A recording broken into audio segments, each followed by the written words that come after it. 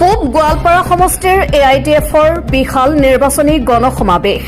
জিলাৰ খোটাৰপাৰাত 14 নং গোৱালপাৰা পূব বিধানসভা সমষ্টিৰ All India United Democratic Front AIDFৰ দলৰ উদ্যোগত এখন বিশাল নিৰ্বাচনী গণসমাৱেশ অনুষ্ঠিত হয়।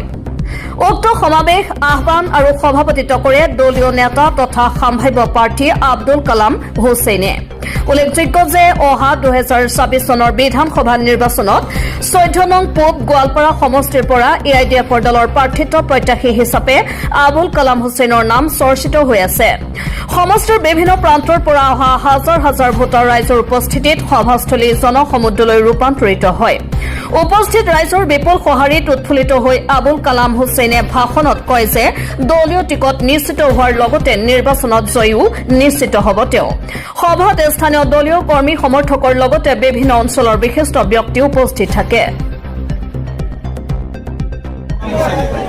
আজি কেন্দ্ৰীয় কমিটিৰ মান্যবৰ সভাপতি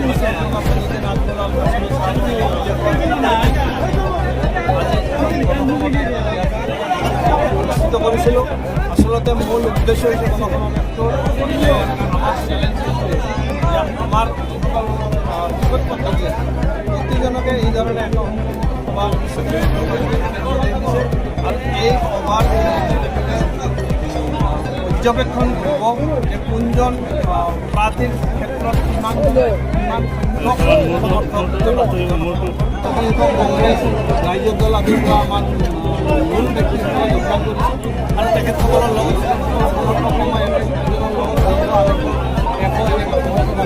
তেখেতসকলক আমি নিজ নিজ এলেকাত গৈ তেনেকৈ যোগদান কৰোঁ। যিহেতু ৰমজানৰ সময় হয়তো আমি কেৰি কৰি আনিব পৰা অৱস্থাত নাছিলোঁ।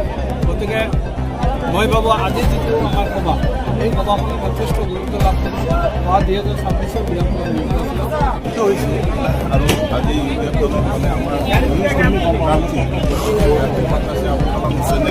তেখেতৰ মাতত আজি যি মানুহ আহিছে স্বতঃস্ফূৰ্তভাৱে ইমান ৰ'দত ইমান মানে ৰমজান মাহত ইমান কষ্ট কৰি স্বতঃস্ফূৰ্তভাৱে মানুহ ওলাই আহিছে। আমি লক্ষ্য কৰিছোঁ, আপোনালোকেও লক্ষ্য কৰিছে, আমিও লক্ষ্য কৰিছোঁ। প্ৰায় 10-12 হাজাৰ মানুহ হৈছে আৰু ৰমজান মাহ নহ'লে মই ভবামতে 20,000ৰ ওপৰত গ'লে, কিন্তু আজি ৰমজান মাহৰ ভিতৰতো মা আই মাতৃসকলে আমি বৃদ্ধ বয়সীয়াল মানুহবিলাকো নগৰবেৰাৰ পৰা কিতাপালী ৰিপৰ্ট, মাজগাঁও এক্সপ্ৰেছ।